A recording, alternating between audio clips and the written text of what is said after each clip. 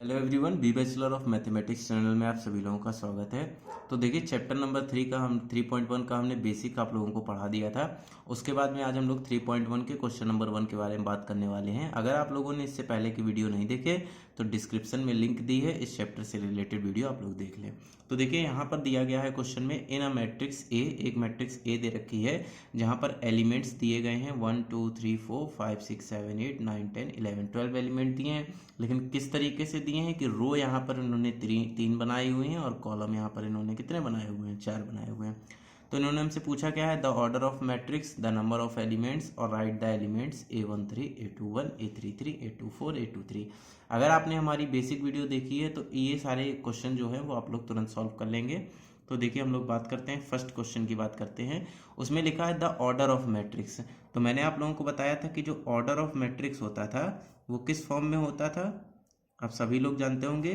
तो साथ साथ बोलिए आप लोग, रो इंटू कॉलम के फॉर्म में होता है, कॉलम के फॉर्म में होता है।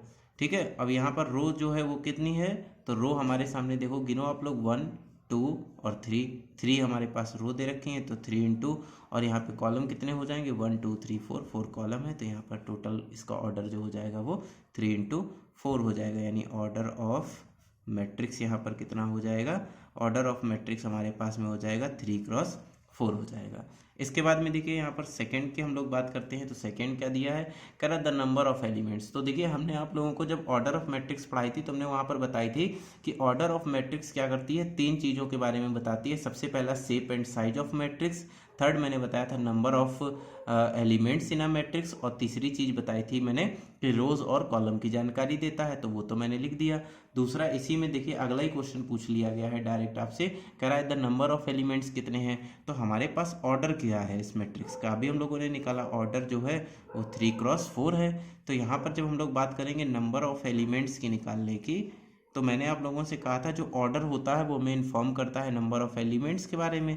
तो 3 इंटू 4 इस ऑर्डर को मल्टीप्लाई कर दीजिए, आप लोग 12 आएगा, यानी 12 एलिमेंट्स जो हैं वो इसके आंसर हो जाएंगे।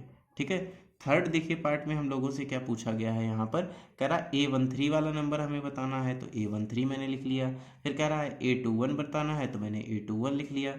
फिर कह रहे हैं A33 बताना है, तो मैंने ये सारे एलिमेंट यहाँ पे लिख लिए। और कह रहा है A24 बताना है, तो ये भी मैंने लिख लिया। और A23 बताना है, ये भी मैंने लिख लिया।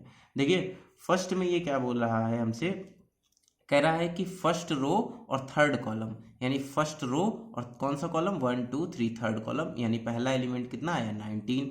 तो हम लोग यहाँ पर क्या लिख लेते हैं, पहला एलिमेंट हमें मिला कौन सा, 19। फिर देखिए अगला एलिमेंट हमसे क्या कह रहा है, कह रहा है second row but first column, तो फर्स्ट सेकेंड रो और इसका पहला ही कॉलम, तो यानी कितना मिला, 35 हमें मिल गया।